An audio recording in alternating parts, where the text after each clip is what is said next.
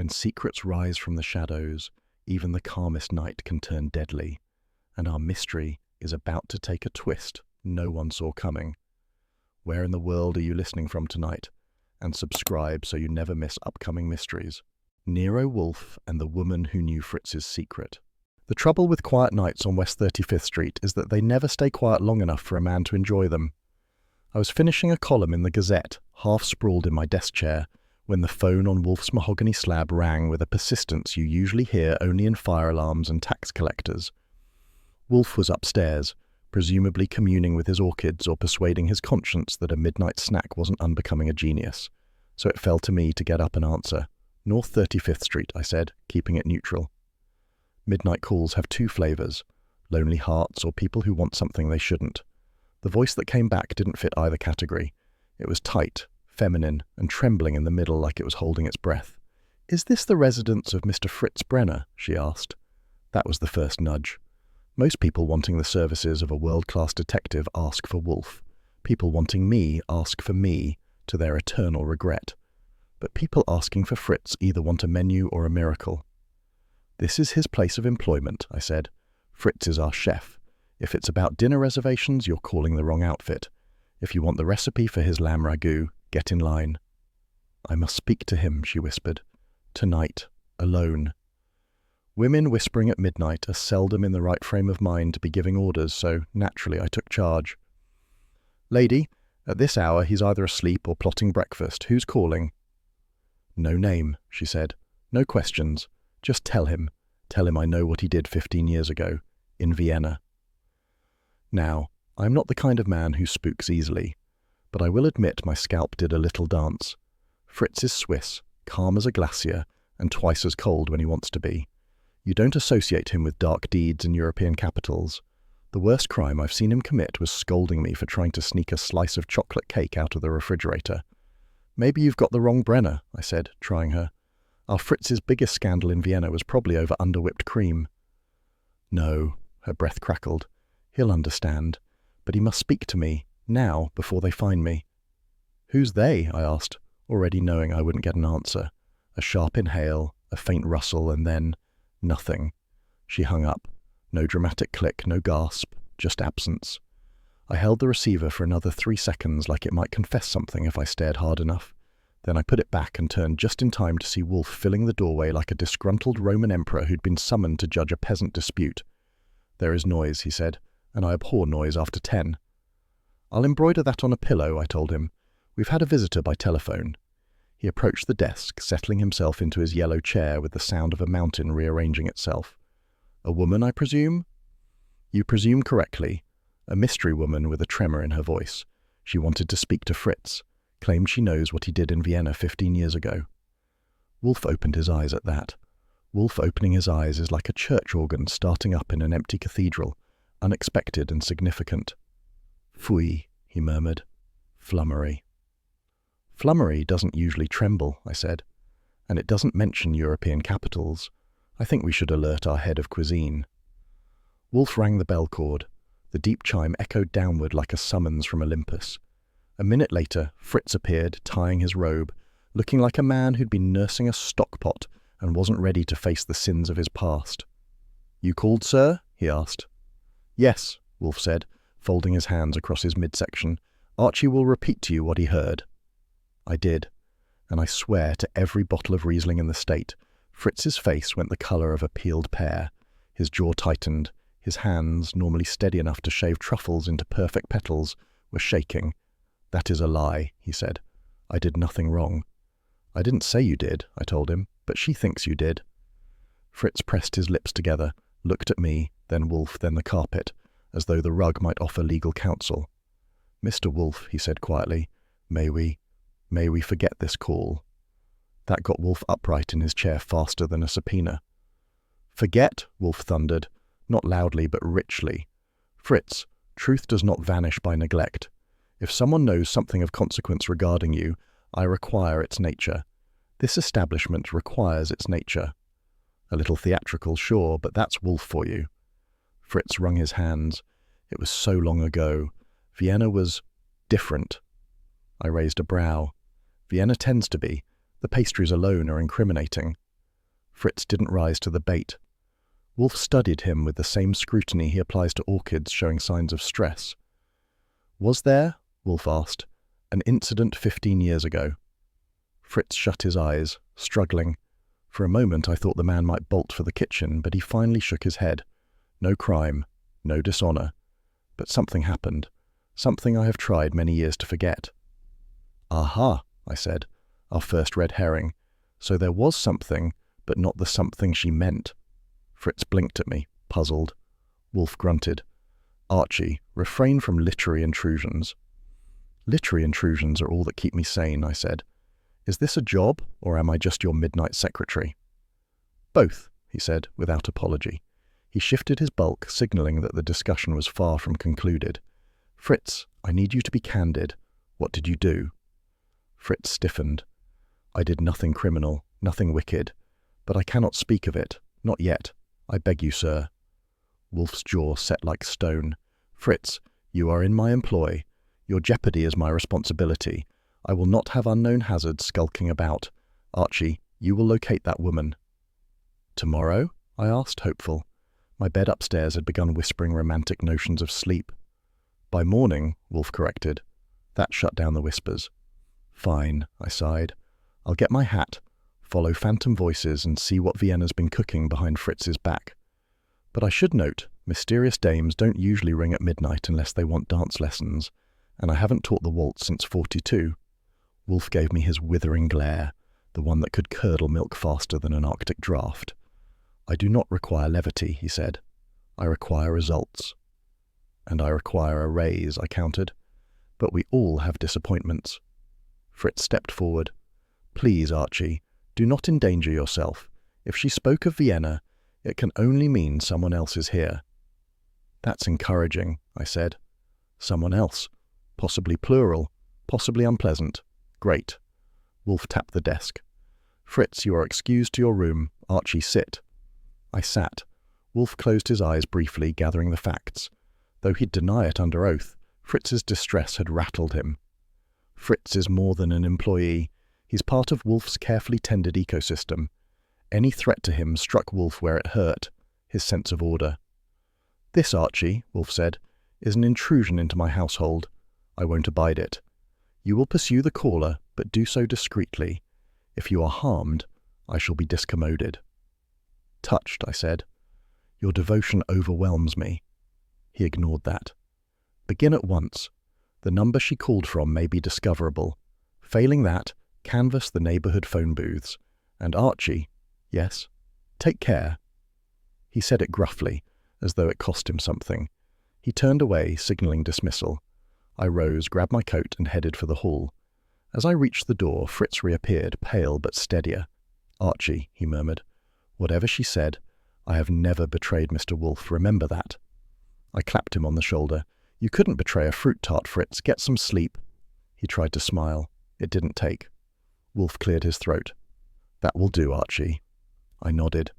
Then, with my hat in hand and a midnight mystery at my heels, I stepped into the rain-washed dark of Manhattan, wondering just what Vienna had cooked up 15 years ago, and why its leftovers were landing, steaming hot, at our door. Inside, Wolfe tugged the bell cord, summoning Fritz again, this time for tea. A ritual closing in the brownstone, signaling the start of a case whether Wolfe admitted it or not. A grey morning in Manhattan can be as cheerful as a tax audit, and this particular one had the added charm of a chill drizzle sneaking through the cracks of civilization.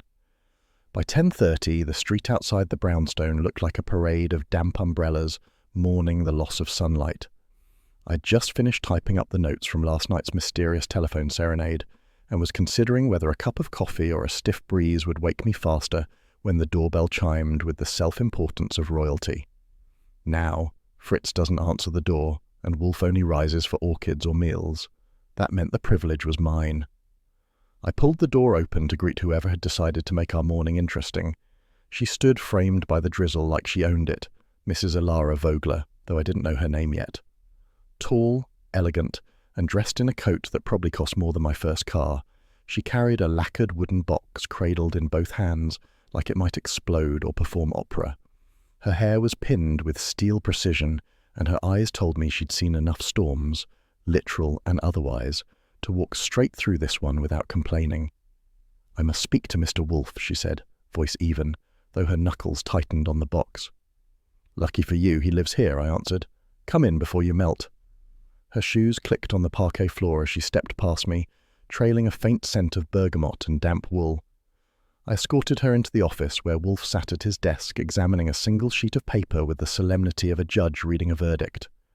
While she paused at the threshold, the office gave her the once-over, warm lamplight, the tick of the wall clock, Wolfe's globe glowing faintly like a planet thinking things over. Fritz entered with a breakfast tray at that exact moment, and the usually unflappable Swiss nearly rearranged the laws of gravity when he saw her. The tray tilted like a sinking canoe, cutlery rattling. He caught it, but his face had dropped its usual calm. "Good morning, madam," he said, a little too formally, a little too tightly. So our Viennese ghost had legs and proper tailoring. Wolfe looked up and gave her the gaze he reserves for clients and rare plant specimens. "Madam," he said, "be seated." She obeyed, lowering herself into the red chair opposite his desk. The lacquered box landed on her lap and stayed there, carefully guarded like a suspicious witness. I took my customary position near the bookshelves where I could observe, intervene, or daydream depending on the situation. Today definitely wasn't a daydream occasion. Wolfe steepled his fingers. "You requested an audience." "I was told," she said quietly, "that you are the man who uncovers the truth others bury." "That depends," Wolfe replied. "Some truths should stay buried." She blinked, taken aback. Wolfe sometimes likes to throw curveballs, keeps the soil aerated. "I am Mrs. Alara Vogler," she said. "I've come because Mr. Fritz Brenner once belonged to an elite Viennese culinary circle known as the Silver Table." At the name, Fritz's shoulders tensed. I glanced at Wolfe, expecting fireworks, but he was expressionless, a carved idol of patience. Alara continued. "The Silver Table was a society of chefs, restaurateurs, and gastronomic scholars. They safeguarded rare recipes, herbs, and other things. Not all culinary treasures are written on paper." Wolfe inclined his head. "Indeed." She drew a breath. "Mr. Brenner stole something from them, something priceless." That was my cue to toss in the morning's first wisecrack. "You sure you have the right Fritz? Our Fritz's worst kitchen crime involves rationing the apple strudel." No one laughed. Wolfe shot me a look meant to silence lesser men. I smiled like it was a compliment. Fritz stiffened. "Madam, I stole nothing." "You left Vienna with what was not yours," she said firmly, "and now they want it back." Wolfe lifted a hand. "Let us proceed with caution. What was the object purportedly taken?" She shook her head. "Not until I have your protection. I know the reputation of this city's police. I know how easily a foreigner's plea may be lost. I will not open this box until you guarantee my safety." I leaned forward. "So what's in the box? An exploding cookbook?" She didn't even glance at me. "No one must touch it." That itself was a clue. You don't carry something like that unless it has history, or danger, or both. Wolfe leaned back slightly, which for him was a gesture equivalent to somersaulting. "Protection costs money," he said. "My fee is substantial." She opened her handbag and placed a thick envelope on his desk. "This is my retainer. I can pay more." Wolfe's brows lifted a millimetre. If he'd been less composed, he might have whistled.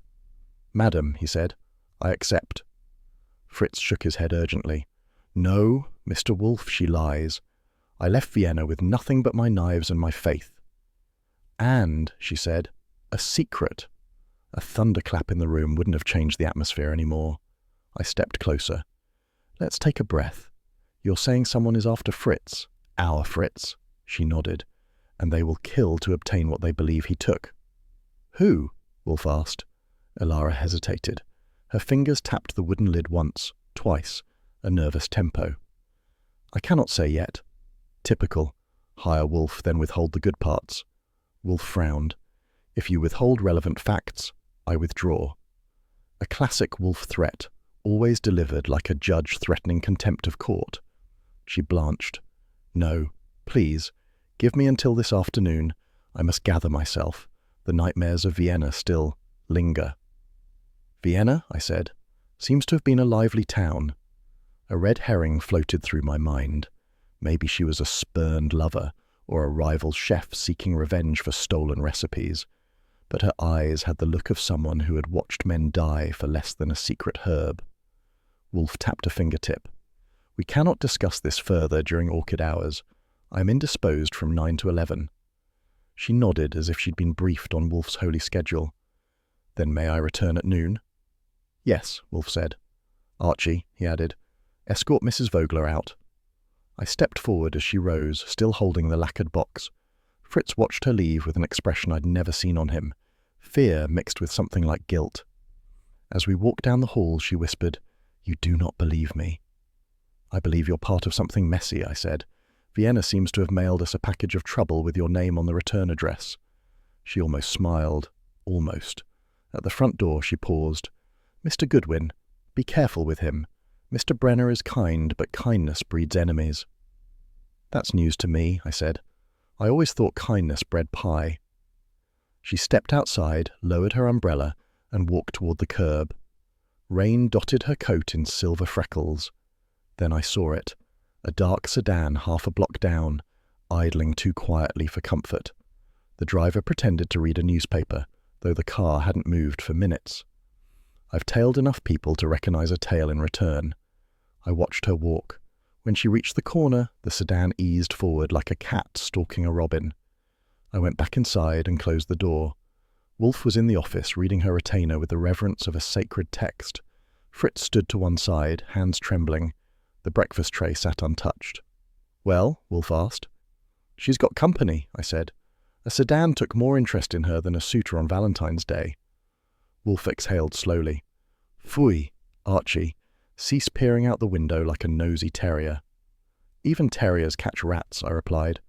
And for the first time that morning, Wolfe actually smirked. Fritz clasped his hands. "Sir, please, do not pursue this. The silver table is dangerous." "Then it requires scrutiny," Wolfe replied. "Archie, prepare a memorandum of this morning's exchange. After luncheon, we will proceed." That was my ritual closure. Typing duty. Not glamorous, but vital. As I rolled a sheet of paper into the typewriter, a question gnawed at me. What could Fritz have carried out of Vienna that made elegant women cross oceans, shadowy sedans prowl our sidewalks, and culinary guilds whisper murder? The answer was coming, and I had a feeling it wouldn't be served with strudel.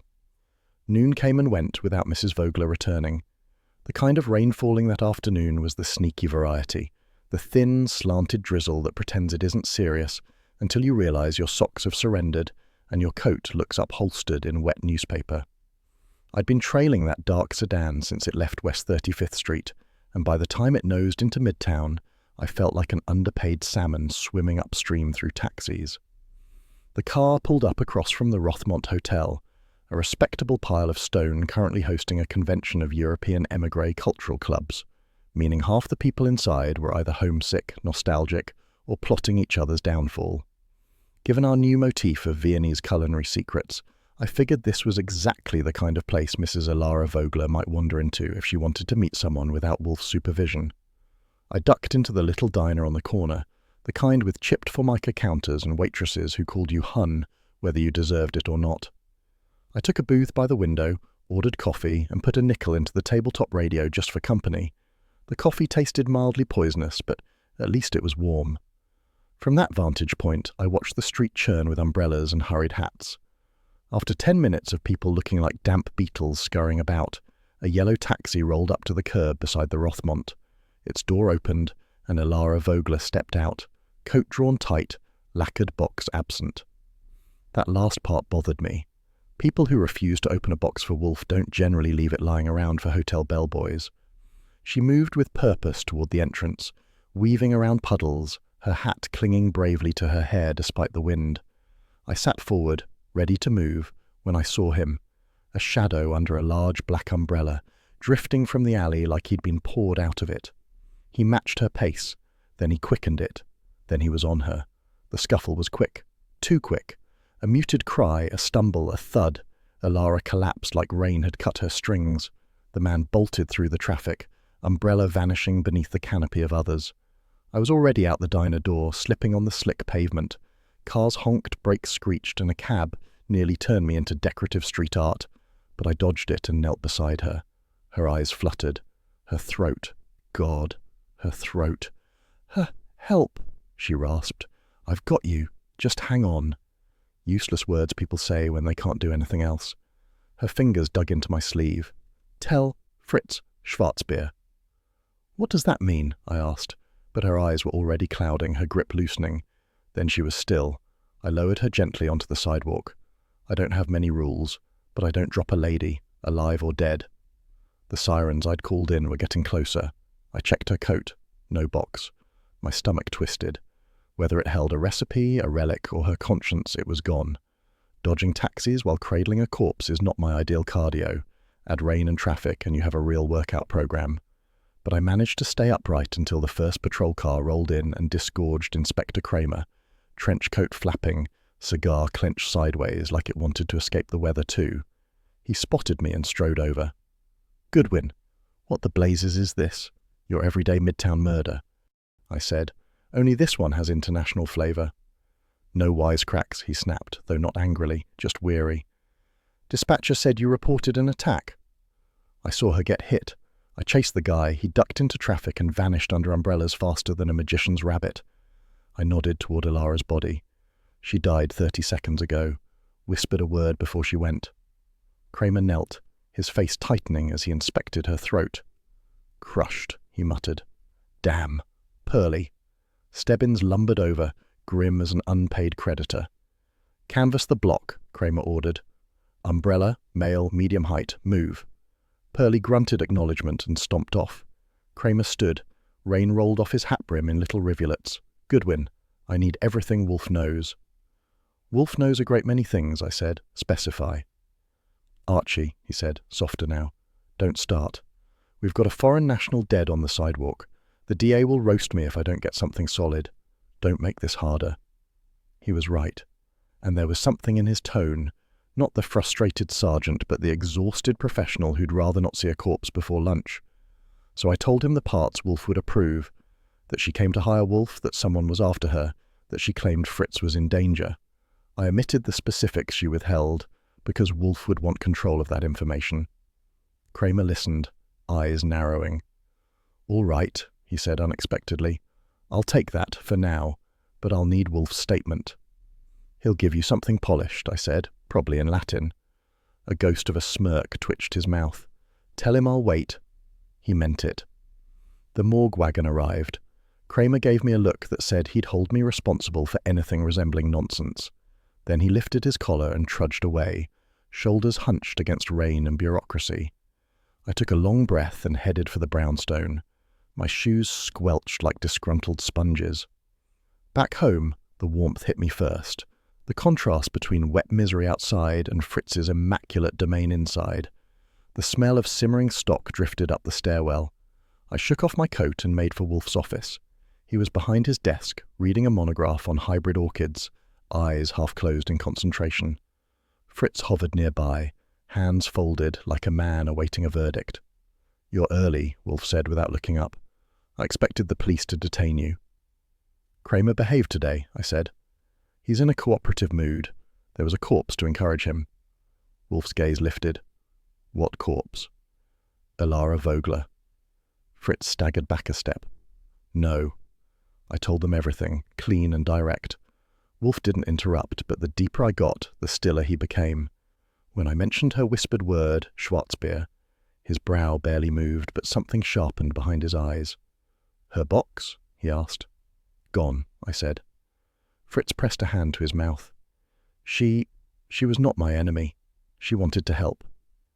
Yes, Wolfe said flatly, and now she is dead. He rose. Not much, just a shift in posture, but for Wolfe that was equivalent to a normal man springing from a chair. Archie, you pursued an assailant across traffic. Yes. Foolish, he snapped. Impetuous. You expose yourself needlessly. I expose myself because you don't, I shot back. You hired me to leave the house so you don't have to. Fritz winced. Wolfe glared. But beneath the glare I saw it. The crack in the armor, the flicker of concern he'd never phrase in English, maybe in ancient Greek. I do not, he said stiffly, condone recklessness. And I don't condone murder, I answered. We're both disappointed. He exhaled sharply, settling back down. This is intolerable. What is? I asked. Our involvement, he said. We are now professionally entangled. That was Wolfe 4. We're stuck in it now. Fritz stepped forward, voice trembling. Mr. Wolfe, please. This cannot be because of Vienna. I did nothing. Silence, Wolfe said gently, not harshly. I will require your account later. For now, you will steady yourself. Fritz swallowed hard. I glanced out the window. Rain streaked down the glass in crooked trails. Somewhere in that wet, merciless city, a killer was walking around with a lacquered box and a reason to delete anyone connected to it. Wolfe tapped the desk. Archie, prepare a full report for my perusal. Then telephone Saul Panzer. We will require his discretion. On it, I said. Want anything else? Yes, Wolfe murmured. Find what Schwarzbier means in this context. It is unlikely to involve beer. That sounded like the understatement of the year. I left the office, heading toward the typewriter, soaked shoes squeaking with each step. Behind me I could hear Wolfe pulling the bell cord, summoning Fritz, no doubt, not for reprimand, but for the comfort of routine.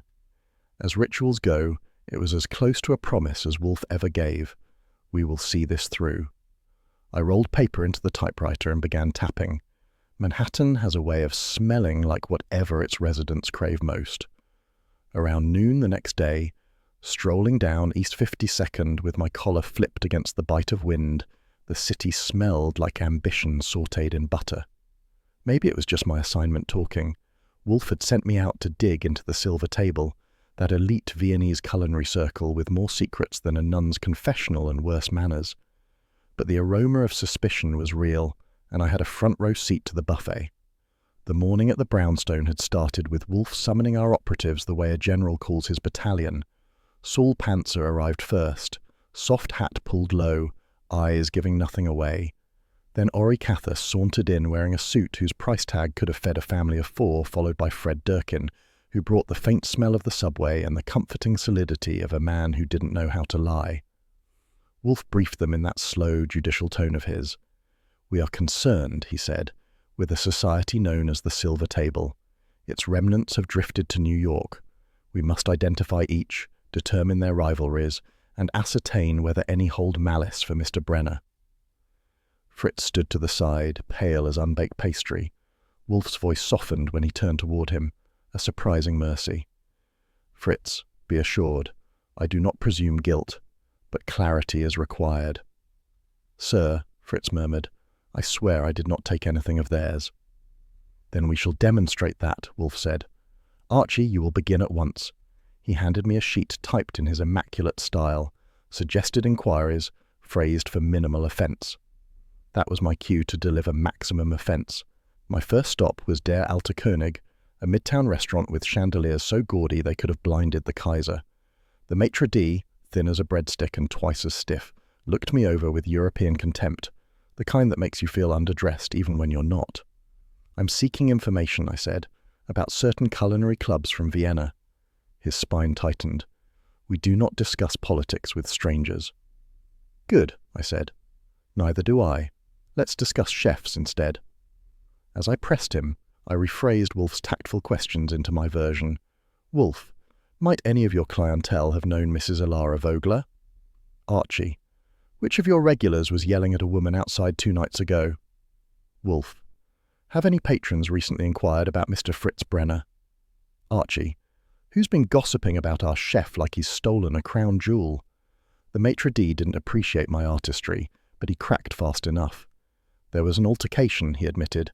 A man, Chef Marco Hahn, argued with Mrs. Vogler on Monday night, loudly. That was our first real clue. Hahn was a name I'd heard floating around Vienna's expatriate gossip circles. Temperamental culinary genius, scarred left hand, ego the size of the Danube. I filed it. Before leaving, I tossed in a red herring just to see him sweat. I heard Hahn poisoned a critic once, the maitre d' gasped. That is scandalous, utterly false. Good, he reacted honestly, if only everyone did. Restaurant number 2, Die Lindenstube, a narrow joint smelling of smoked meat and disappointment. The owner greeted me with suspicion and a lingering accent. We serve food, he said, not questions. I pay for food, I said. Questions are free. He grunted. I pressed anyway. He knew of the silver table. Everyone did.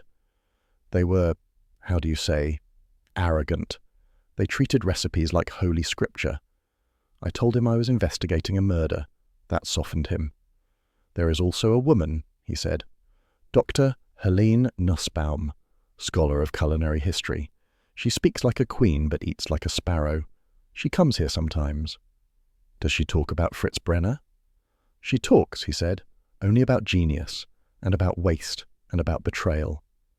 A little melodramatic, but it had flavour. I jotted her name. My last stop was Kaiserdom, a place so stuffy even the napkins had posture. Wolfe's list of polite questions might have worked here, but I stuck with my version. You never know when insolence will crack a shell. The waiter, thick-necked and bored, told me nothing except, if you want Austrian gossip, talk to the historians. That meant Nussbaum. Time to meet royalty. Dr. Helene Nussbaum lived in an apartment lined with books so tall they looked ready to argue with the ceiling. She herself was tall, stern, and wore glasses that could have sliced vegetables if angled properly. You are Mr. Goodwin, she said, giving me the same inspection she'd give a turnip. In the flesh. I do not appreciate interruption without appointment. I don't appreciate murder without appointment either, I said. But here we are. Her eyebrow twitched upward, micro-reaction promising. I am told, she said, that Mrs. Vogler visited you. Yes, shortly before someone crushed her throat in front of the Rothmont. For a moment, something flickered in her eyes. Fear, maybe, or memory. She crossed her arms. I knew Mrs. Vogler, and I warned her. The silver table does not forget. Forget what? I asked. She studied me. Before he left Vienna, Mr. Brenner took something more valuable than any recipe. Which is? A living treasure, she said. Not a thing. A person. That froze me. If she was telling the truth and not handing me a flaming red herring, this explained everything. But I kept my expression neutral. You're being poetic, I said. Try being literal. I will not elaborate, she said sharply. It is not safe. A woman died, I said. You can help prevent another.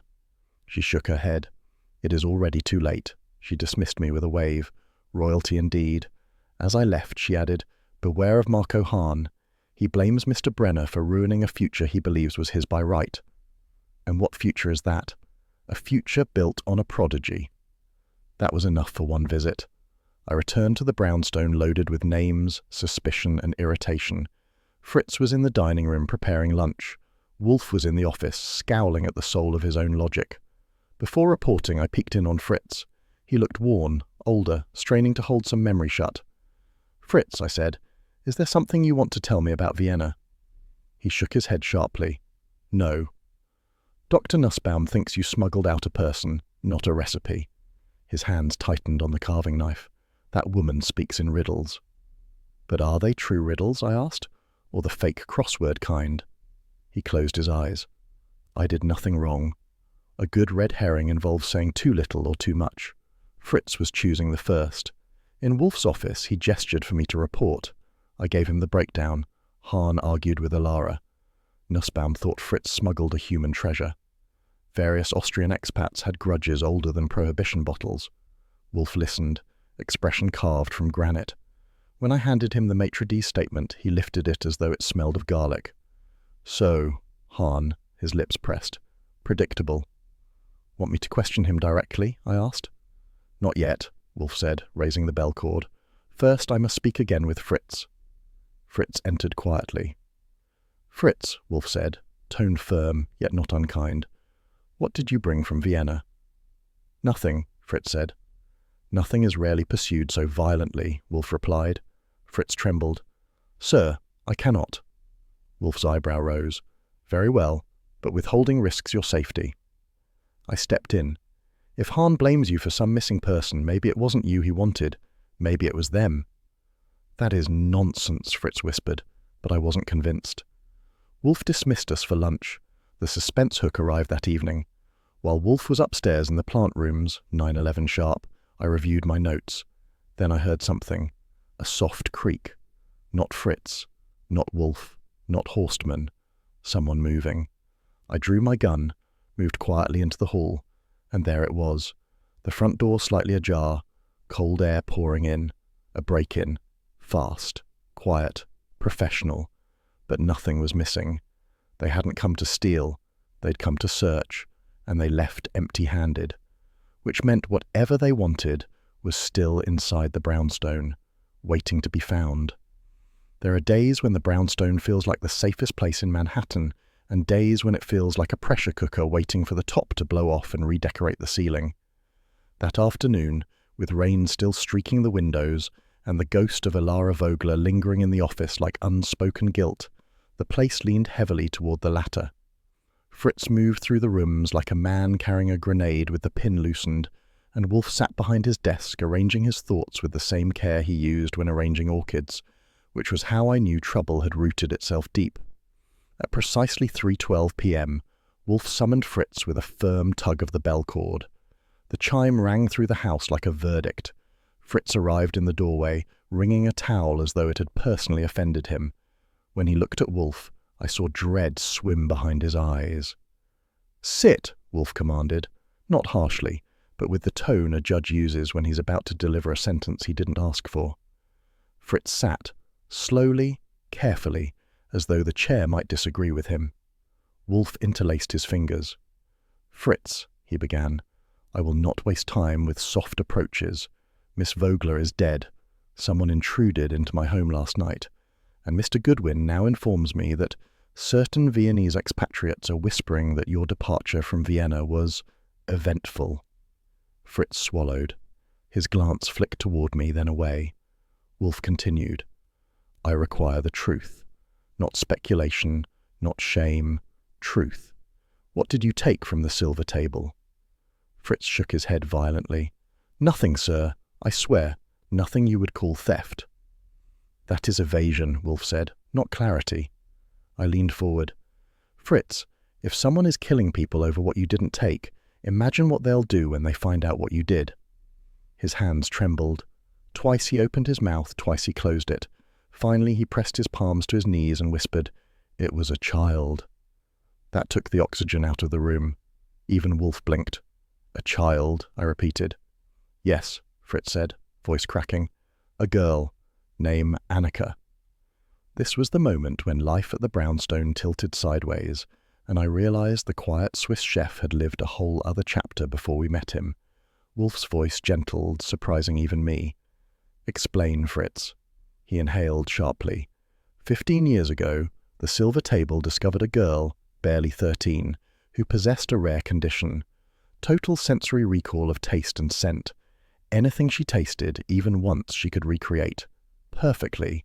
She was extraordinary. They called her a prodigy, a gift. "And what did you call her?" Wolfe asked softly. "A child," Fritz said simply. "A frightened child." He told us then, haltingly, painfully, about the kitchens in Vienna, the war's shadow thickening overhead, the silver table's desperation to preserve cultural artifacts, recipes, secrets of taste. They wanted to keep Annika hidden, owned, a human vault of gastronomy. "They meant to use her," Fritz said, "to make her their property. I could not allow it." "So you took her," Wolfe said. "No." Fritz looked up. "I saved her. There is a difference." He explained the night of the fire, the one he'd accidentally caused in the larder, diverting the guild, hiding Annika among sacks of millet and burlap, smuggling her out through the back courtyard while smoke clouded everything. "Ilara was her aunt," Fritz added. "When I told her we must get Annika to safety, she helped. We smuggled the girl to a convent. Months later, she escaped Austria entirely. She lives here now, in Queens." I'll admit it, I was stunned. Fritz Brenner, mild as milk and twice as steady, playing action hero in wartime Vienna. That was a plot twist fit for radio. I said as much. "Fritz, I knew you had layers, but I didn't know they stacked that high." He managed a faint smile, then shook his head. "Please, Archie, do not jest. This is dreadful." Wolfe leaned forward. "Why did you not tell me?" "Because they would come," Fritz whispered. "And I thought, I hoped, they would forget her." Wolfe made a sound deep in his chest. Anger mixed with compassion, a combination rarer than a blue orchid. "Fritz," he said. "These people murdered Miss Vogler. They broke into my home. They will not forget." "And they must not find the girl," Fritz said fiercely. "I will not betray her name." "Even to me?" Wolfe asked. Fritz flinched. "Sir, she deserves a life free of them." Wolfe studied him for a full 10 seconds, eyes half-lidded, face immovable. Then he said, with a gravity that settled deep into the floorboards, "I will shield what you have sheltered." Fritz broke, not loudly, but his shoulders sagged with a grief he'd been carrying alone for 15 years. Wolfe gestured for him to go, and Fritz rose with the gait of a man reprieved from execution, but not yet convinced of his freedom. After the door closed, Wolfe sighed, a soft, resigned exhale he rarely allows himself. "Archie," he said, "fetch Saul Panzer, and clear your evening." "My evening was never safe anyway," I said. "I'm in." Before Wolfe could retort, the doorbell rang, a precise, imperious ring that meant only one man. Inspector Kramer pushed in moments later, trenchcoat dripping, cigar clenched like a grudge. "Wolfe," he barked, "we need words." Wolfe raised an eyebrow. "Archie, dry the inspector before he mildew." "I'm fine," Kramer snapped, though the rain had plastered his hair to his skull. He turned to me. "What the hell is going on with these Viennese cliques? Hans tearing up half of Midtown, demanding to know who brought Vogler back into the country." "Maybe he misses her charm," I offered. "Can it, Goodwin?" Kramer growled, but without bite.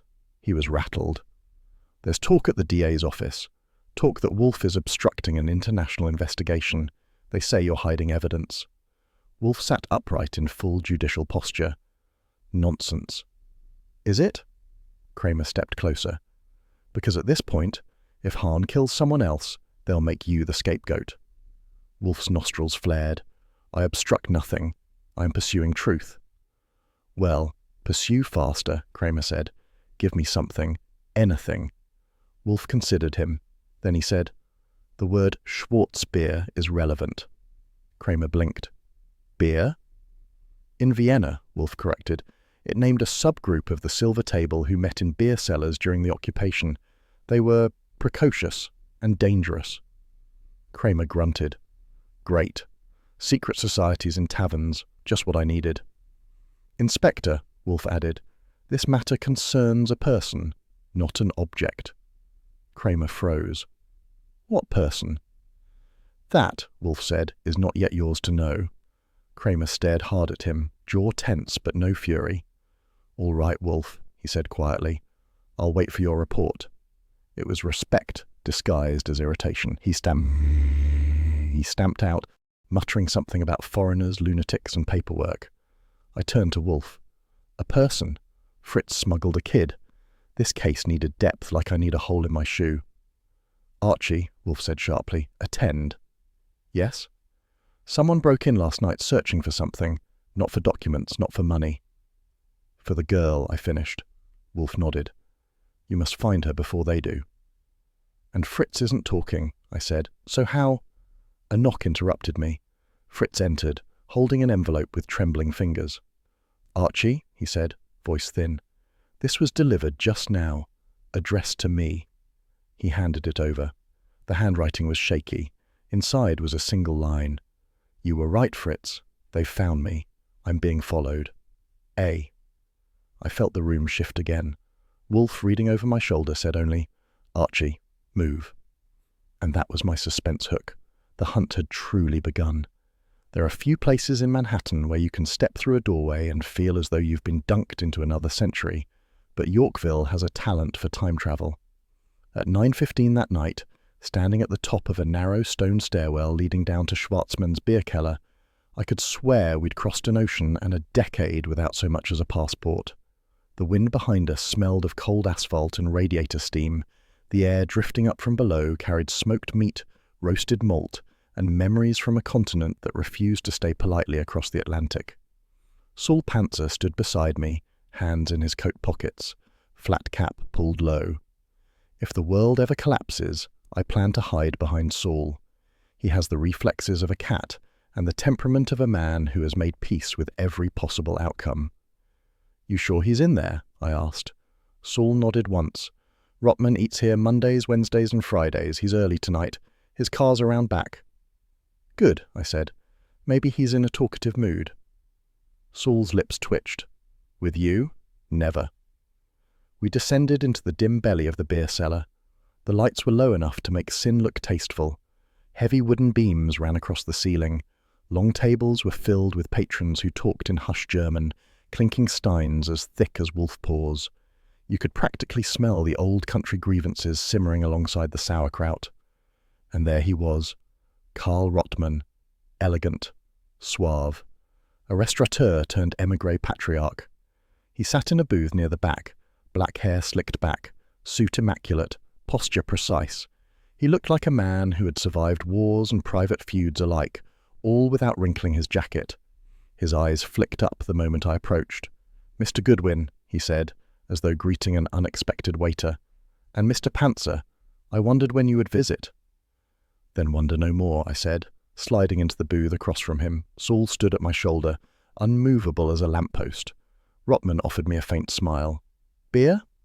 "No," I said, "I'm working." "Ah, Americans and your industriousness." He gestured at his stein. "This? It is medicinal, good for the nerves." I leaned in. "I heard you might know something about a word the late Mrs. Vogler whispered before she died. Schwarzbier." His eyes flickered. Just a flicker, but it was enough. "A fond memory," he said smoothly. "A group of us met in the cellars under Vienna. Wartime. We shared secrets and drinks." "And murder?" I asked. He chuckled softly. "We are not murderers, Mr. Goodwin. We are gourmets." A majestic red herring, if I ever heard one. "Tell me about Annika," I said.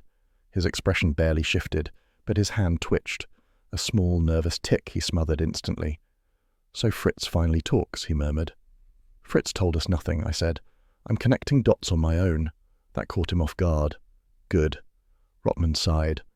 "Annika was extraordinary. To taste a dish once and repeat it perfectly, that is genius.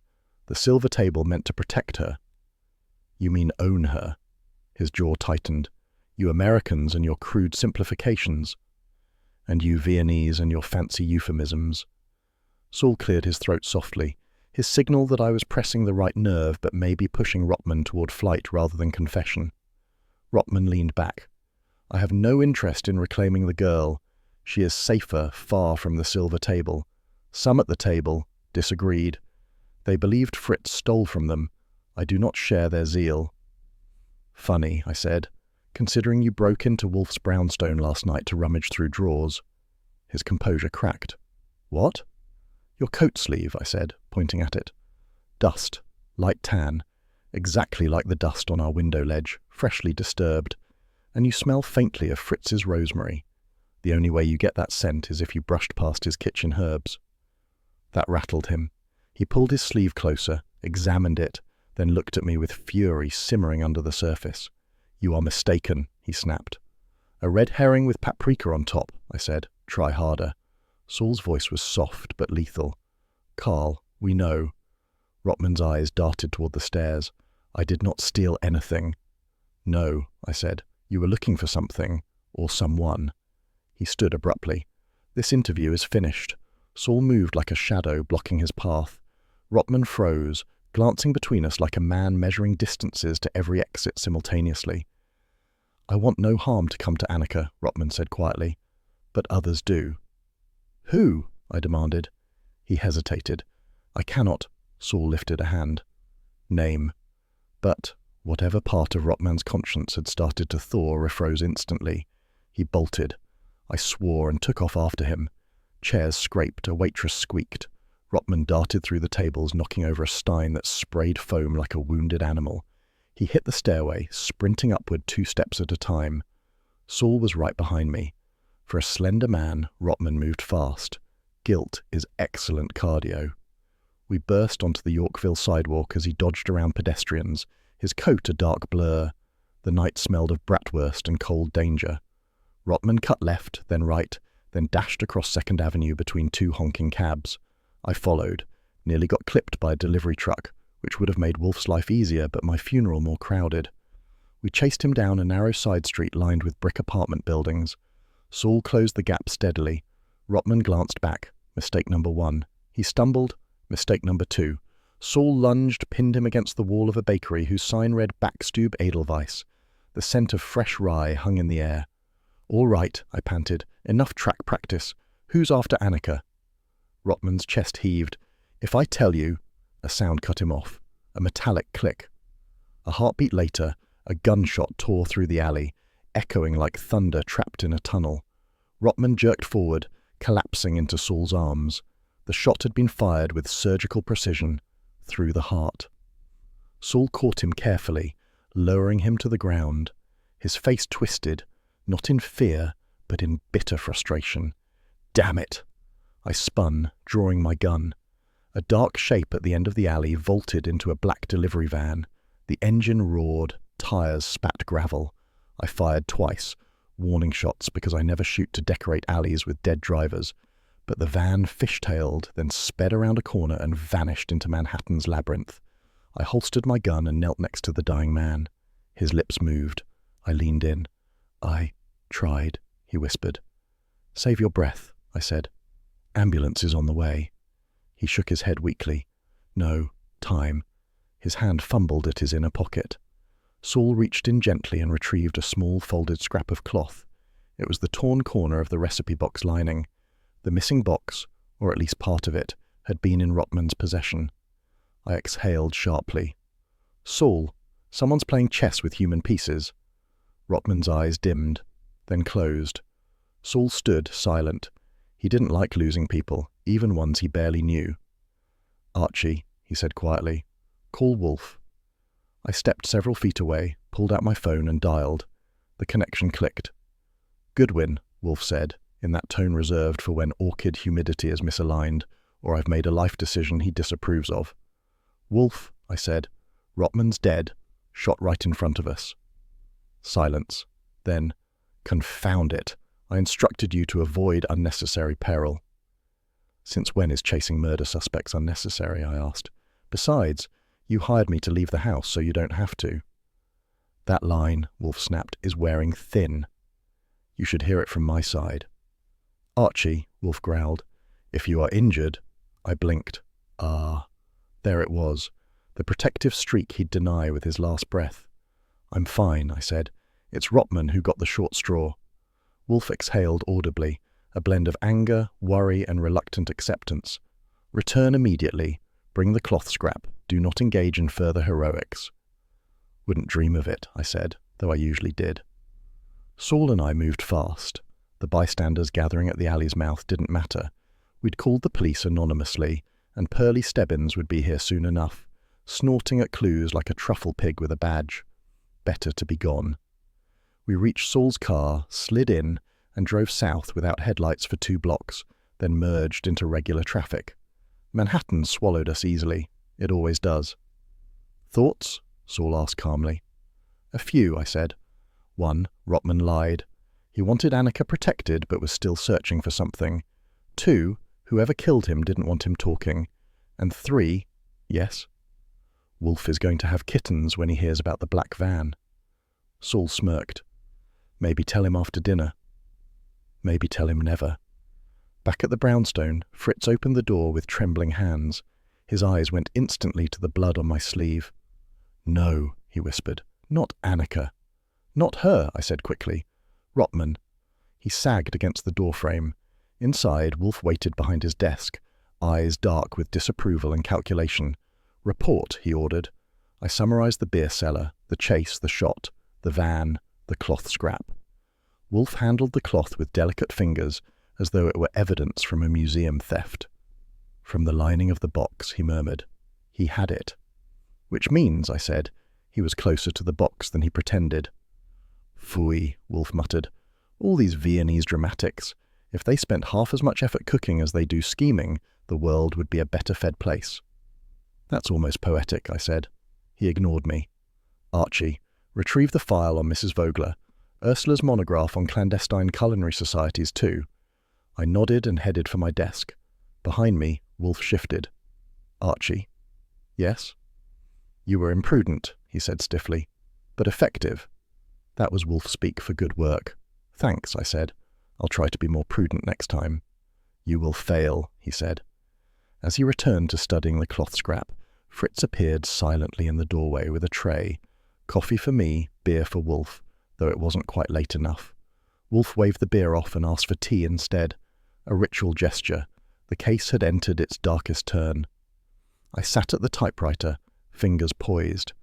We had a dead restaurateur, a missing girl, a killer in a black van, and a torn scrap of cloth that tied everything together. And we were only halfway through the mess. When Inspector Kramer showed up at the brownstone the next morning, he didn't look like a man arriving to chew someone out.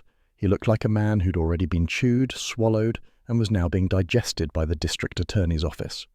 He trudged into the office at 10:52 a.m., a time that normally would have earned him a reprimand for violating orchid hours. But one look at him, and Wolfe let the breach pass.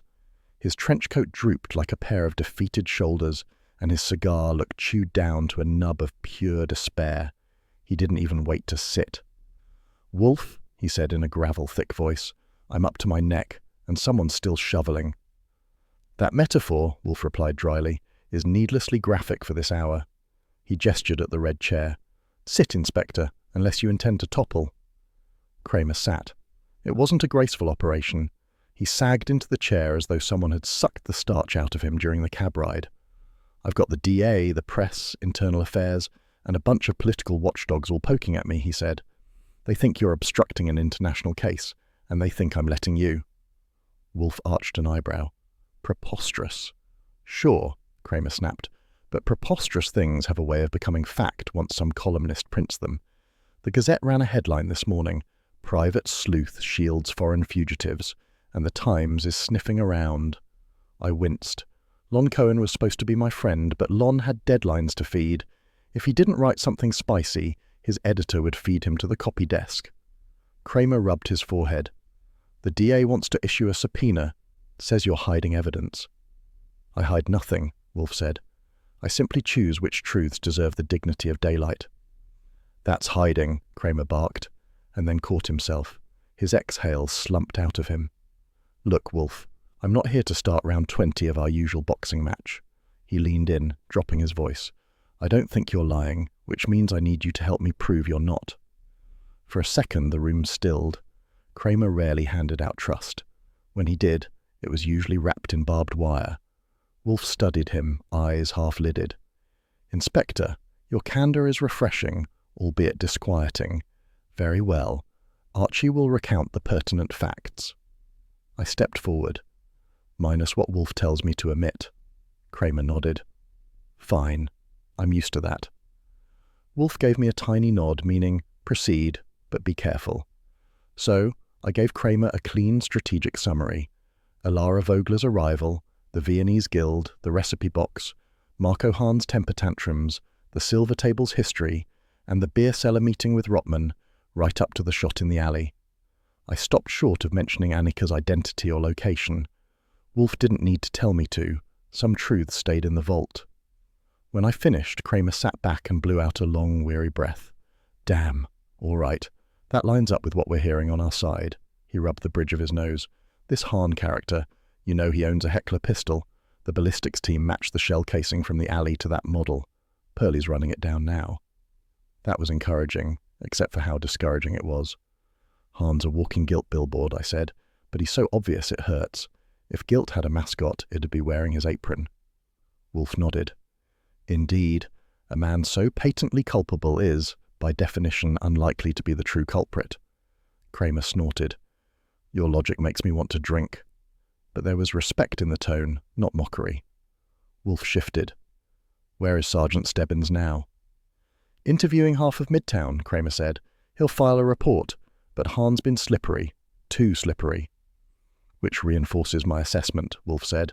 "A guilty man flaunts his agitation, an innocent one conceals it. A cunning adversary, however, performs both." "Well," Kramer said, standing with a grunt, "whoever he is, he won't stay hidden long." He hesitated, then met Wolfe's eye. "I'll wait for your next update, and Wolfe, don't make me regret trusting you." Wolfe inclined his head. "I shall endeavour to avoid it." That was their moment. Two men who infuriated each other, linked by respect neither would admit publicly. Kramer left without slamming the door, which was his version of a warm hug. Not 10 minutes later, Pearlie Stebbins called me from a payphone near Penn Station. "Goodwin," he growled in that bulldog baritone of his. "Ballistics came back. Bullet matches a Hahn-owned piece, but Hahn claims it was stolen last week." "Convenient timing," I said. "Yeah, and I conveniently won the Irish sweepstakes last night. Except I didn't." Pearlie cleared his throat. "We got witnesses saw Hahn arguing with that lady Doc, Nussbaum, earlier today. They were spitting fire." "Thanks," I said. "Keep me posted." I hung up, grabbed my coat and informed Wolfe. "Hahn's on the move, I'm tailing." "No," Wolfe said instantly. "You will remain here. We must consolidate the facts." "Wolfe," I said, "if Hahn's meeting Nussbaum again, I want ears on it." "You are not indispensable," Wolfe snapped. "Of course not," I said. "But I'm fast, I blend in, and I don't weigh a quarter ton." Wolfe's glare could have melted the Montenegrin Alps. "Archie," I lifted the phone receiver, "if you forbid me, I'll go anyway and you'll waste time inventing a lecture for when I get back." His nostrils flared. Then, very grudgingly, he tilted his head. "Be brief." "That's permission," I said. "That," Wolfe retorted, "is resignation." Ori Cather joined me outside the brownstone. He was in a charcoal suit that tried too hard and a hat tilted at a rakish angle that tried even harder. Ori's ambition came in two flavors, hungry and hungrier. "You drive," he said. "You tail," I answered. "I want your eyes on Hahn." "Done." We found Hahn at a coffee shop near Bryant Park, pacing, scowling, and looking about as subtle as a parade float. Following Hahn through Midtown was like tailing a rhinoceros in a hat shop. Subtle he was not. He stomped west on 40th, turned north, then ducked into a narrow side street behind a publishing building. I signaled Ori to hang back. We took positions at opposite ends of the alley. A moment later, Dr. Helene Nussbaum appeared. Sharp coat, sharper expression, moving with the clipped precision of a scalpel. Her dark hair was pinned tight. Her eyes darted like she was inventorying threats by category. Hahn blocked her way. "You knew she was back," he hissed. "You knew, and you said nothing." Nussbaum's voice sliced the air. "I warned you this would happen, Marco. You and your temper, always destroying, never creating." Hahn's voice dropped to a growl. "Speak carefully." She responded with a bark of bitter laughter. "You think you scare me? If you touch that girl again, you'll answer for Vienna." Ori shot me a wide-eyed look. I signaled him. "Stay, watch." Hahn snarled something in German, stepped closer, but Nussbaum didn't budge. Her posture was defiant, not fearful. Then she said the crucial words. "Fritz broke the contract, Marco. You know what that means." The contract. Financial angle. At last, something concrete. Hahn responded with something I didn't catch, but his tone was pure venom. Then he turned abruptly and stormed out of the alley, brushing past Ori so hard he nearly knocked him down. Nussbaum exhaled sharply, steadied herself, then walked away in the opposite direction. I regrouped with Ori. "Well?" he asked. "Well," I said, "we've got a contract, a threat, and a rhinoceros with mood swings." "You think Hahn's our guy?" "He's too loud," I said. "Wolfe says guilty men flaunt their agitation. Hahn flaunts his like a neon sign, which means he's probably innocent, or pretending to be guilty, which makes him clever, or pretending to be clever, which makes him stupid." Ori blinked. "I'll stick with tailing him." "Do that," I said, "and don't get spotted. If Hahn catches you, he'll fold you like a napkin." Ori melted into the Midtown crowd with surprising skill. I stayed behind to take notes. Wolfe liked his facts crisp, seasoned, and plated neatly. Just as I finished writing the final line, my pocket buzzed. "Wolfe," I answered. "Archie Goodwin speaking, currently alive." Wolfe's voice arrived sharp as a chef's knife. "Archie, return, now!" "I'm wrapping up," I said. "You will wrap nothing," Wolfe barked. "This pressure from multiple factions is untenable. Hahn is unstable, Nussbaum is evasive, and the police—" "Wolfe," I interrupted gently, "I've got the details you'll want. I'll be home in 20, trust me." Silence. Then finally, "Very well, but Archie—" "Yes?" "Be cautious." That was Wolfe's version of a tender plea. If he'd said anything warmer, the orchids upstairs would have wilted in shock. "Will do," I said. "Tell Fritz to keep dinner warm." "You are incorrigible." "Which is why you hired me." I hung up and headed for the brownstone, notes in hand, midtown lights glowing on wet pavement. Somewhere between Bryant Park and 35th Street, I realized Wolfe was right. Pressure was coming at us from every direction, and the pot was about to boil. If there's one thing I've learned working for Nero Wolfe, it's that the universe has excellent comedic timing when it comes to ruining breakfast.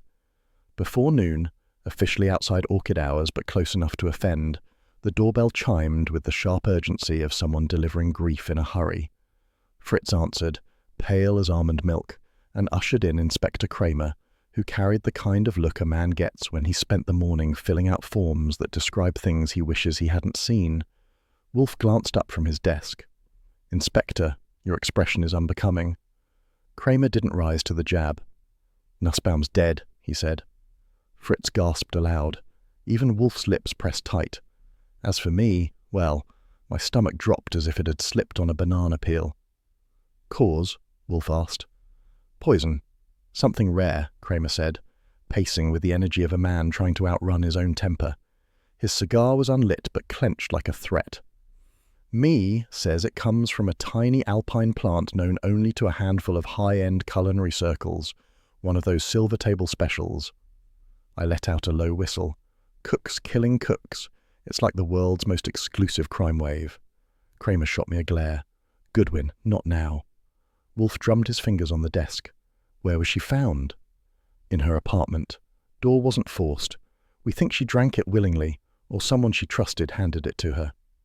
"Hahn?" I asked. "He's missing," Kramer growled.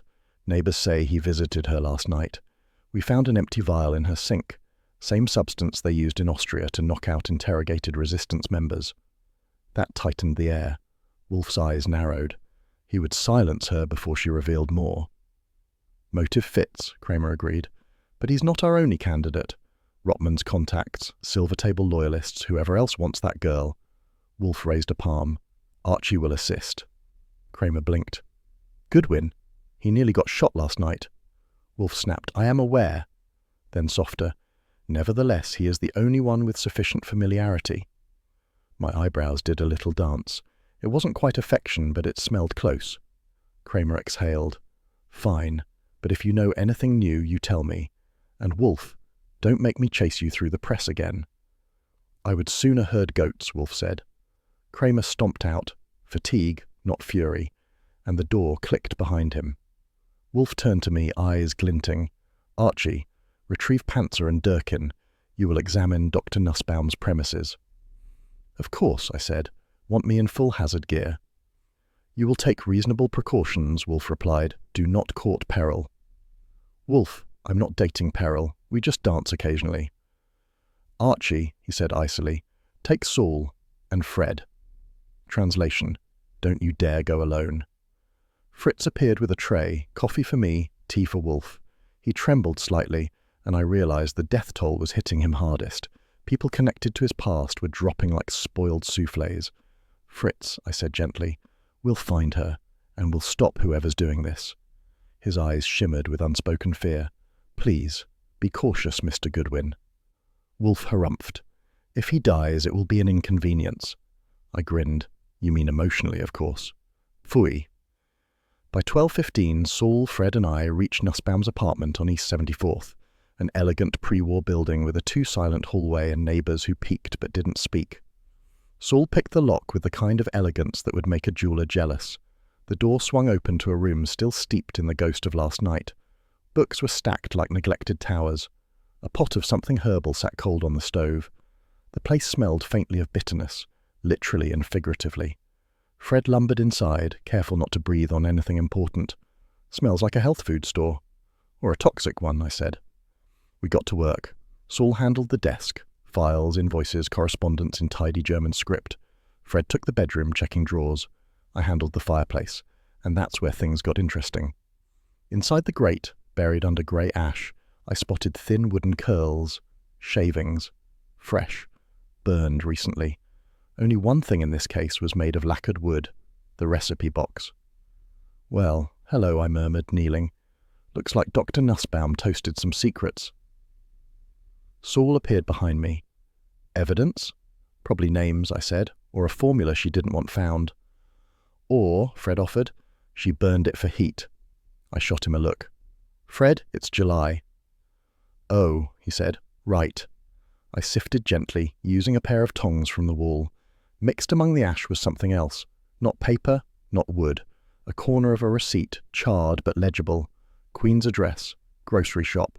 Saul peered closer. That name looks familiar. It should, I said. This place stocks obscure spices. Annika used to shop there. Saul nodded. So Nussbaum knew where she was living, or at least where she'd been. And she burned something last night, I said.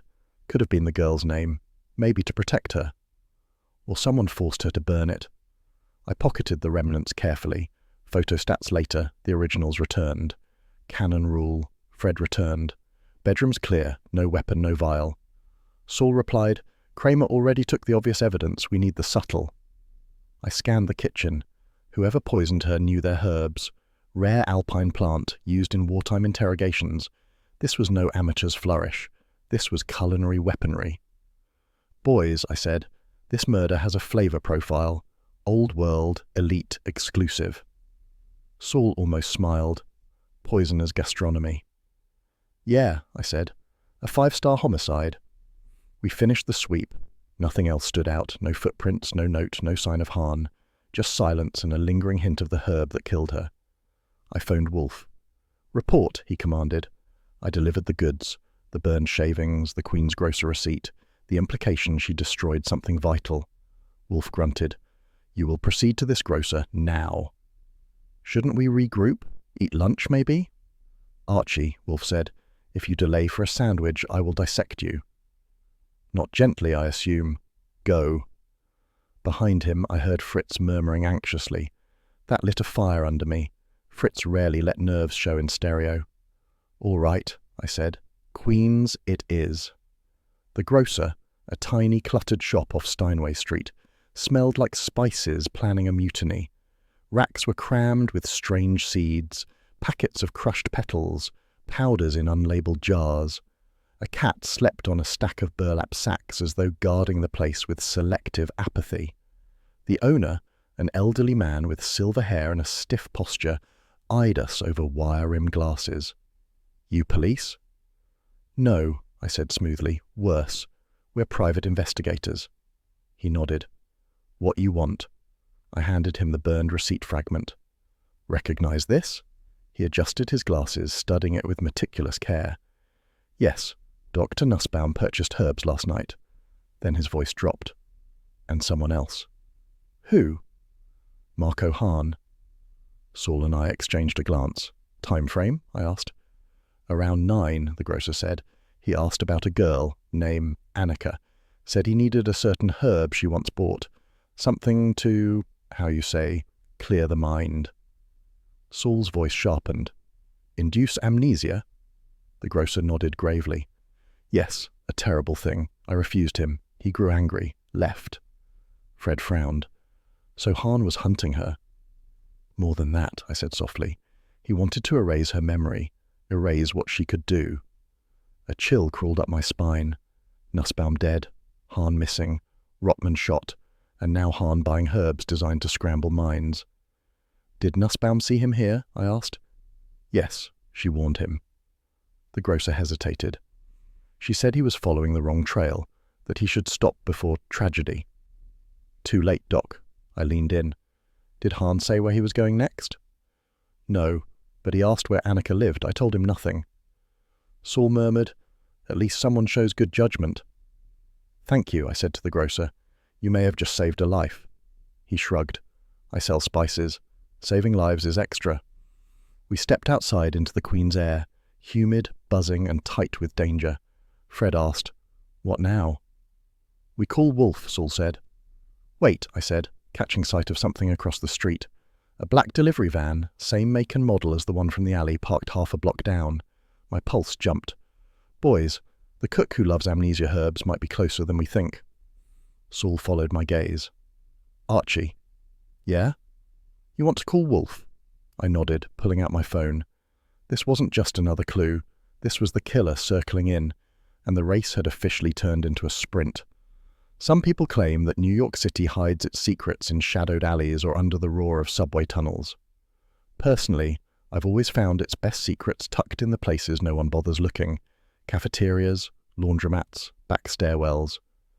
So when Saul Panzer led me to a Queen's public school at 4:30 that afternoon, I wasn't shocked that the next essential piece of our Viennese puzzle might be wearing a cafeteria apron and hairnet. "This way," Saul murmured, guiding me past the empty playground. "She works the after-school shift, cleaning up." We slipped through the side entrance. Saul had accidentally acquired a custodian's key earlier, and padded down a hallway smelling of crayons, floor wax, and stale tomato soup. A faint clatter echoed from the cafeteria. When we entered, I saw her. A young woman, no more than 28, stood alone at a metal prep table, carefully stacking trays. Her dark blonde hair was tied back. Her dress was plain, her shoes cheap. But her eyes, when she finally looked up, held a depth that didn't belong in a school kitchen. Saul approached first. "Annika?" She froze, not like prey, more like a soldier who recognizes the sound of an approaching war. "Who are you?" she whispered.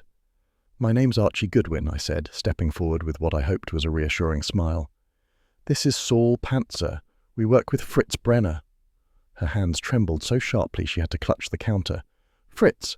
Fritz is alive? Here?" "Here, and worried sick," I told her.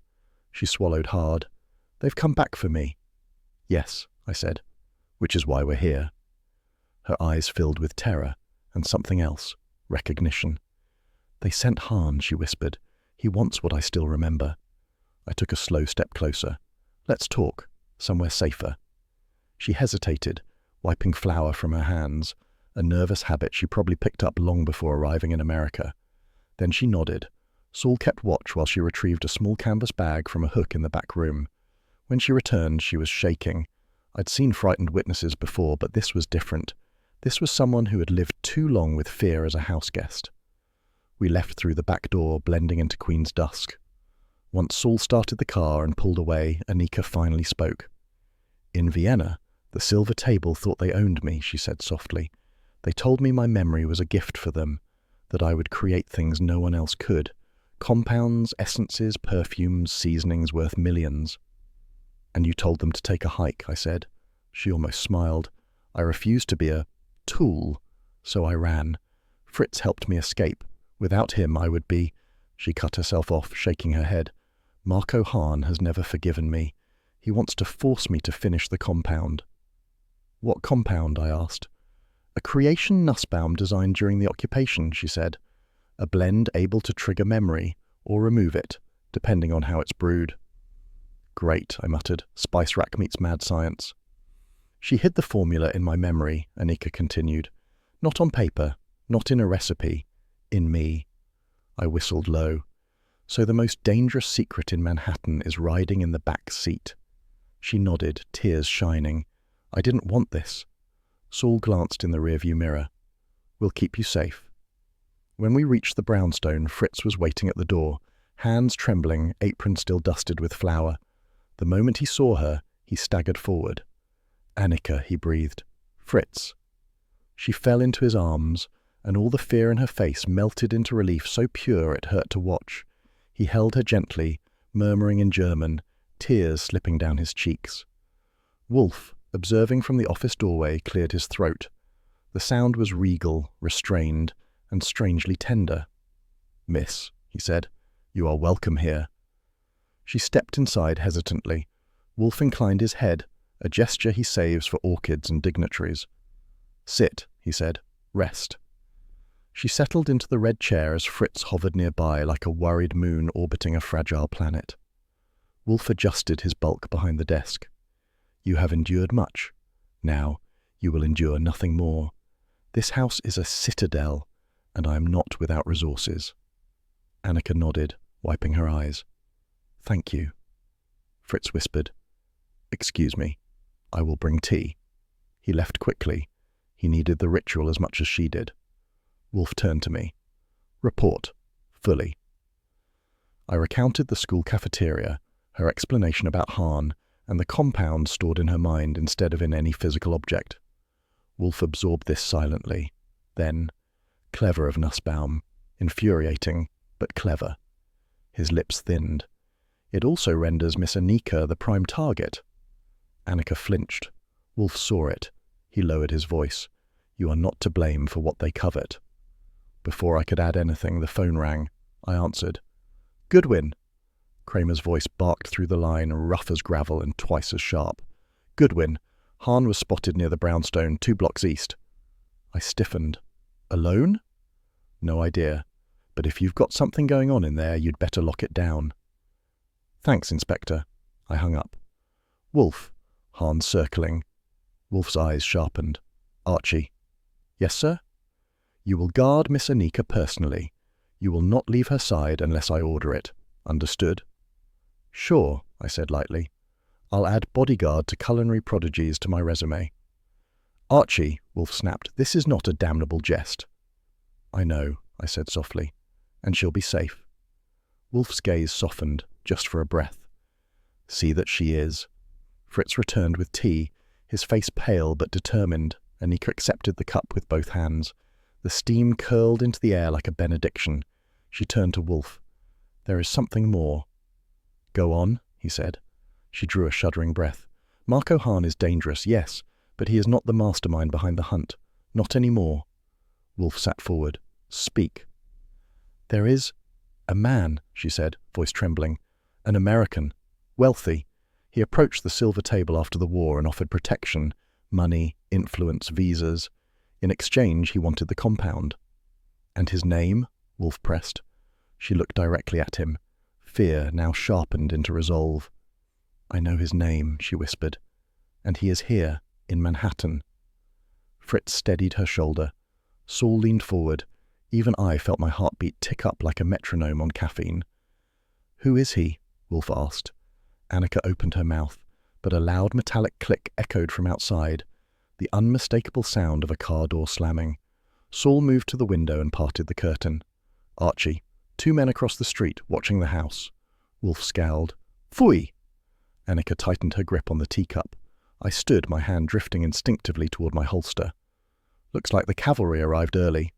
Wolfe's voice dropped into command mode. Archie, she must not be taken. Agreed. And you, he added, pointing at Saul, will assist Mr. Goodwin. Saul nodded. Naturally. Annika trembled. The man you want to know, the one behind them all, his name is... A sudden crack shattered the sentence, a gunshot. Very close. Saul whipped toward the window. Sniper across the street, move her now. I grabbed Anika's arm and pulled her toward the back hall. Fritz gasped and nearly dropped the tray. Wolfe surged up, not fully but enough to show that even a mountain can move when a storm hits. Archie, Wolfe roared. Get her below. Use the wine cellar. Yes, sir. Another shot hit the front stoop. Annika cried out, ducking close to me. Sirens began to rise in the distance. Saul shouted from the office, They're trying to flush us out. I shoved the cellar door open and dragged Anika down the steps, Fritz close behind us, trembling but loyal to the end. Wolfe's voice thundered from upstairs. Archie, report the instant you secure her. Yes, I yelled back.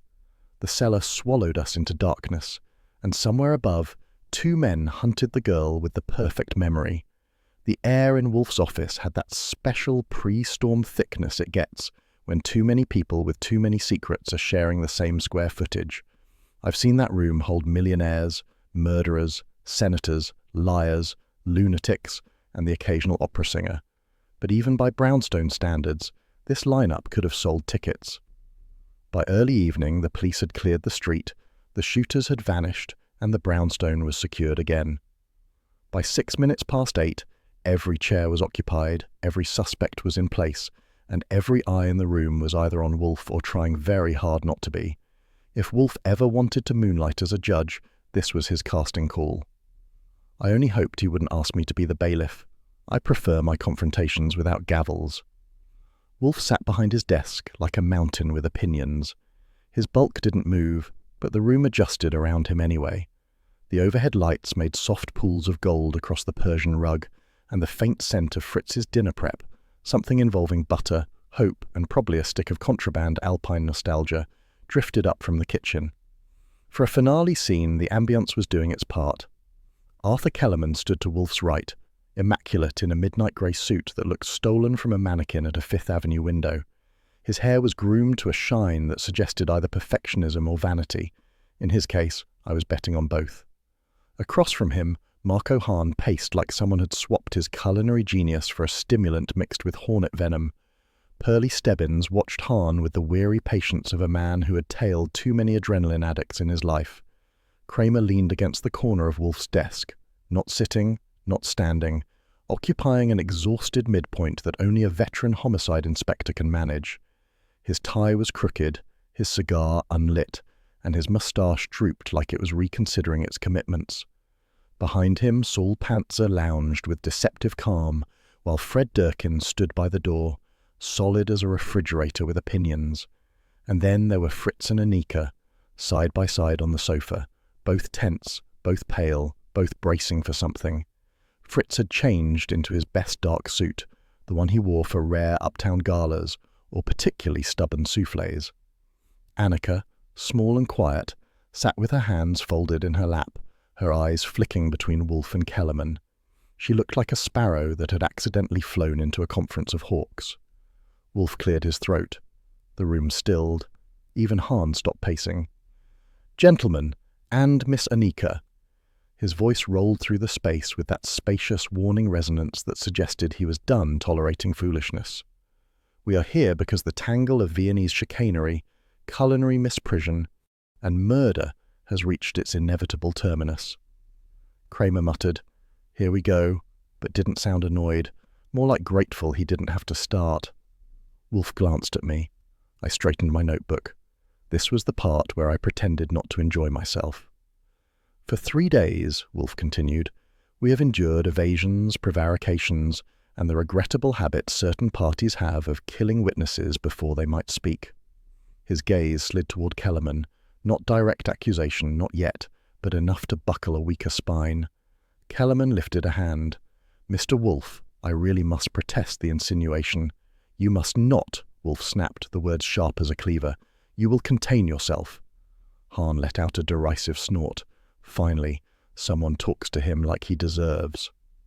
"Quiet," Kramer ordered without turning. Hahn quieted. Wolfe continued. "We begin with the murder of Mrs. Alara Vogler. She believed herself safe enough to approach me, so she thought. But as we learned, the moment she left my house, a trap was sprung." Kellerman adjusted his cufflink. His confidence was slipping by millimeters. "Then," Wolfe said, "we have the death of Karl Rottman, shot in an alley after attempting to defect from the Silver Table's New World ambitions. And this morning," Wolfe's voice dropped an octave, "the murder of Dr. Helene Nussbaum, who attempted to destroy evidence linking the scheme to its American benefactor." Kramer grunted. "We're all waiting for you to name him, Wolfe." "Oh, you know his name, Inspector," Wolfe replied, "but you do not yet have your proof. I do." Everyone in the room tensed, particularly Kellerman, who stopped adjusting his cufflinks and started calculating exits. Wolfe lifted a small envelope from his desk drawer and placed it on the blotter. "First, herb traces. Forensics from Dr. Nussbaum's apartment reveal a compound derived exclusively from Gentiana glauca, an alpine botanical cultivated by precisely one importer in the United States." I said, "Guess who? Because sometimes I like to help the slow learners." Wolfe ignored me, which was fair. "Second, the lacquered box Mrs. Vogler carried. The lining was torn. Saul Panzer," Wolfe gestured, lifted a corresponding scrap from the inner seam of Mr. Kellerman's coat. Everyone looked at Saul. Saul shrugged like pulling trace evidence from a suspect's jacket lining was less impressive than remembering a grocery list. "Third," Wolfe said, turning his head toward Anika, "Miss Vogler's extraordinary memory. She recalls with perfect sensory precision the man she saw the night Fritz smuggled her from Vienna. She saw him again 2 nights ago near the brownstone. She identifies him unequivocally." Anika whispered, "It was him," and pointed at Kellerman. Kellerman exhaled a laugh, a brittle, choked thing. "This is ridiculous. You have nothing except the word of a frightened girl." Fritz rose halfway from his seat. "She is not frightened. She is brave." Wolfe held up a hand. "Sit, Fritz." Fritz obeyed, his jaw trembling. Wolfe focused again on Kellerman. "The Silver Table was your enterprise. You funded the émigrés' arrival. You exploited their desperation. You used their culinary prestige as a facade for manufacturing a narcotic compound disguised as a gastronomic novelty. Mrs. Vogler threatened to expose you. You killed her. Rotman sought to defect. You killed him. Dr. Nussbaum hid the final piece of the puzzle in her memory, and you killed her as well. Kellerman glared at Wolfe. You think you can talk your way into making me a killer? Kramer's voice was steady. You look like one. Kellerman spun. This is absurd. You can't. Shut up, Wolfe said, calm and deadly. You have murdered 3 people. You attempted a 4th, and now you will answer. The silence that followed was deep enough to age wine in. Then, slowly, Kellerman's shoulders slumped, not with remorse, but with calculation. He looked at Kramer, then at the door, then at Saul, who had moved 3 steps closer without anyone noticing. Kellerman's gaze flicked to the window. Bad choice. Fred Durkin blocked it like a boulder with arms. Finally, Kellerman exhaled and sank into his chair. I want a lawyer. Kramer nodded once. You'll get one. He stepped forward. Arthur Kellerman, you're under arrest for the murders of Elara Vogler, Karl Rotman, and Dr. Helene Nussbaum. Pearlie cuffed him while delivering a lecture on the disadvantages of trying to run in hand-tailored loafers. Hahn watched with the excitement of a man seeing a rival chef get panned in a national review. As Kramer turned to leave with his prize, Wolfe said, Inspector? Kramer paused. Yeah? You will issue a public statement exonerating Fritz Brenner entirely. There was no debate, no negotiation, just a beat of tired, respectful silence. Kramer nodded. You have it. Then, softer. And, good job, Wolfe. Wolfe inclined his head. Praise from Kramer always comes disguised as gravel, but it still counts. The suspects departed under escort, Annika remaining on the sofa like a small island between receding storms. Fritz stayed beside her, his hand hovering near hers without quite settling, like he was afraid he'd break something delicate. When the door finally closed, Wolfe exhaled and pressed his palms on his desk. Archie, he said. Yes, sir? You have rendered commendable service. He paused, visibly bracing himself. Thank you. Well, that was a moment. Wolfe thanking me out loud is about as common as a snowstorm in July. I grinned. Any time, as long as I don't have to cook. A huff, not quite a laugh, escaped him.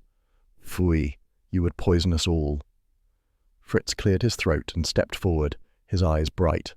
Dinner is ready, gentlemen, if you are hungry. Hungry was an understatement. We filed into the dining room, the tension dissolving with every step away from the office. Fritz served Viennese dumplings so perfectly formed they could have passed inspection by the Archbishop of Cuisine himself. Annika sat beside him, smiling shyly whenever Wolfe complimented the meal. Wolfe lifted a chilled glass of beer, his first of the day, and well-deserved. To refuge, he said quietly, and to those who defend it. I lifted my own glass. A case well cracked, a villain well caught, and dinner well made. Not a bad night's work for a detective agency that hadn't planned on entering the international culinary crime business.